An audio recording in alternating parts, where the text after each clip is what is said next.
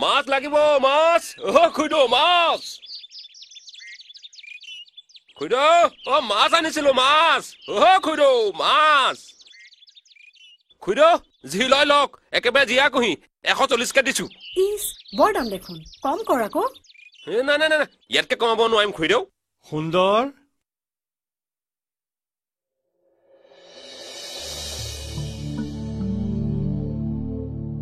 মাছ কি ভাৱত দিছ 140 দেউতা চাওঁ এফালে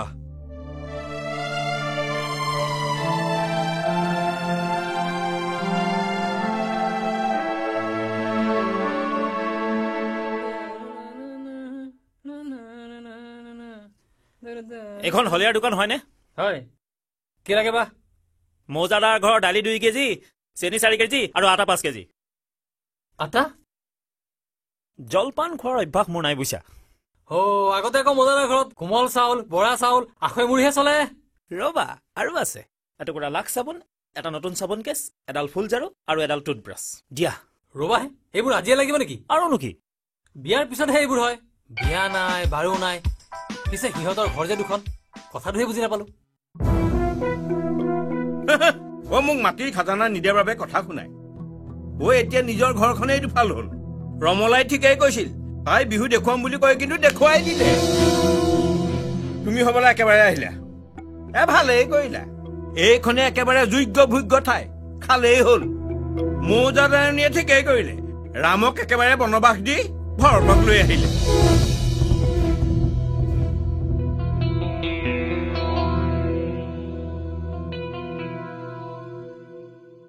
ঈশ্বৰে যি কৰে ভালেই কৰে বুইছ তোৰ যে বিয়াখন ভাগি থাকিল মই ভালেই পাইছো ইমান অহংকাৰী মানুহৰ ঘৰলৈ ছোৱালী দিয়ে নেকি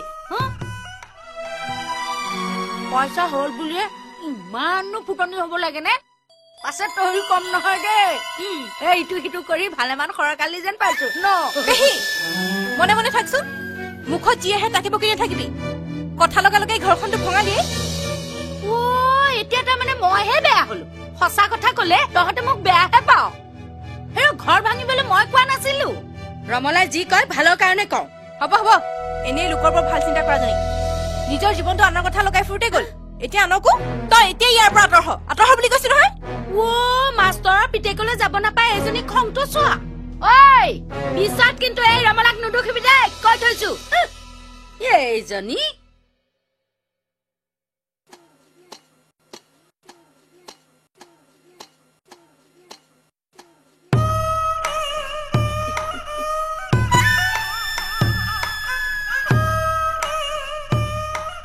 मुसाफिर हूँ यारो ना घर है ना ठिकाना কিহে কলিয়া মৰিয়া সেইদিনা তোমাৰ নিচিনা হীৰাডোখৰ মই চিনিব নোৱাৰিলো বুইছা তুমি বোলে মৌজাদাৰ ককাইটো একেবাৰে নিজৰ মানুহ ন আপুনি হ'বলা এতিয়া চিনি পালে তুমি বোলে একেবাৰে থকাকে আহিলা তোমাৰে কপাল দিয়া ভাই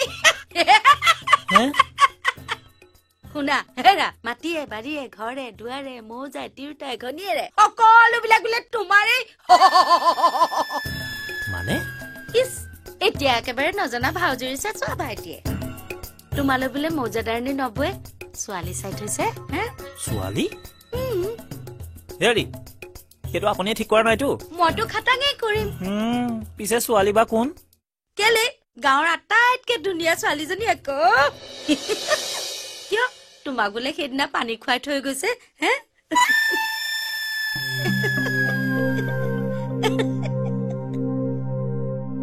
পানী খুৱাই থৈ গৈছে কোনে নন্দিনী নন্দিনী কি হ'ল ঘৰখনত ইমান হুলস্থুল পিতাই অকৰা খং আৰু ৰমলাগীখন উলিয়াই ফুৰিছে তই শুনিছই নহয় এতিয়া যদি তই ইয়ালৈ অহা বুলি পিতাই কেনেবাকৈ গম পায় পাপ আমি লগ কৰাৰ কথা গাঁওখনৰ সকলোৱে জানো হুলস্থুল হ'ল বুলি ইয়ালৈ নহাকৈ থাকিব পাৰি নেকি হাততেতো কি তোলৈ কাপোৰ এযোৰ আনিছিলো শুন আৰু এইটো কি জানো এতিয়া যদি এযোৰ কাপোৰ তই দিয়া বুলি গম পাই পিতাই মোক খাব তোক মই পলুৱাই নিলো মই তোক পলুৱাই নিবলৈ কাপোৰ নহয় দস্তুৰ মই পিতাইক খুজি নিলো চাবি পিতাই এদিন তোক মোলৈকে দিব যদি কথাটো পিতাই বা আমাৰজন মানে তোৰ শহুৰৰ আগত কয় তেতিয়াহ'লেতো হৈ যাব। অকৰাৰ দৰে কিয় একেটা কথাতে লাগি থাকো? কোনেও নিবিচাৰে যেতিয়া তাক আৰু জোৰাবলৈ চেষ্টা নকৰিবি। আমিবোৰ বহুত সৰু মানুহ নয়ন। তহঁতৰ দৰে সুখৰ ঘৰ এখনত মোৰ ভাঙি পেলাবৰ মন নাই। ধেত তেৰিয়া কৰি তই আকৌ কান্দিছ কিয়? নিজৰ ওপৰত বিশ্বাস ৰাখ, চাবি এদিন সকলো ঠিক হৈ যাব।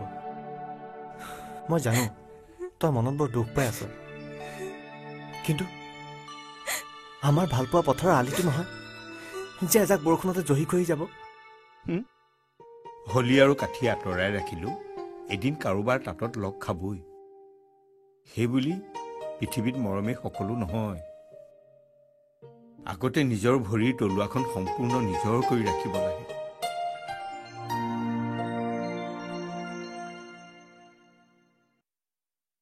শুনিলি নহয়?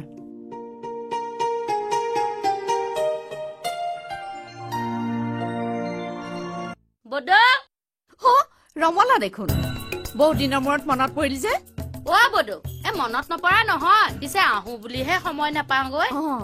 বদো, তহঁতে কিন্তু বৰ ভাল কাম কৰিলি দেই। কামে কাজে সিহে একেবাৰে যোগ্য। গাঁৱৰ ৰাইজখনে কথা বতৰা পাতিছে বোলে কামে কাজে তাৰ দেখি একেবাৰে হৰি বিষ্ণু মানিছেগৈ। হেৰ' শুন এটা কথা, পিছে উদঙীয়া ডমৰা আৰু তোৰ সেই বিয়া নপতা ডেকা একেই কিবাকে বিয়াখন পাতি দে, তেহে কামে কাজে মন বহিব নে কি ক? কথাটো ময়ো ভাবিছো, পিছে ঘপককে বিয়াখন পাতো বুলিলে পাতিব নোৱাৰি নহয়। ছোৱালী এজনী চাব লাগিব, পচন্দ কৰিব লাগিব, তেহে। ইছ বৌদৰো যে কথা, মই থাকোতেনো এইবোৰ কথা চিন্তা কৰিব লাগে নে? মই আচলতে কথাটো ভাবিয়ে আছিলো, কোৱাহে নাই। ছোৱালীজনী কামে কাজে বেছ ভাল, ঘৰখনো ভাল আকৌ। সঁচা? সাপ হৈ খুটি বেজ হৈ জাৰিবলৈ তই এইখন ঘৰলৈ আহিছ নেকি ৰমলা? চলাহী কথাৰে ঘৰখন ভাঙিলি, ঘৰখন বাহতাল হ'ল। মোৰ জাতৰ ঘৰলৈ ছোৱালী দিয়ে, আঁতৰ হ, মোৰ চকুৰ আগৰ পৰা আঁতৰ হ তই, নহ'লে তোক মই মোৰ ঘৰলৈ ছোৱালী দিবলৈ সাহস কৰে। এইবিলাকক নচটা শুলত দি মাৰিব লাগে।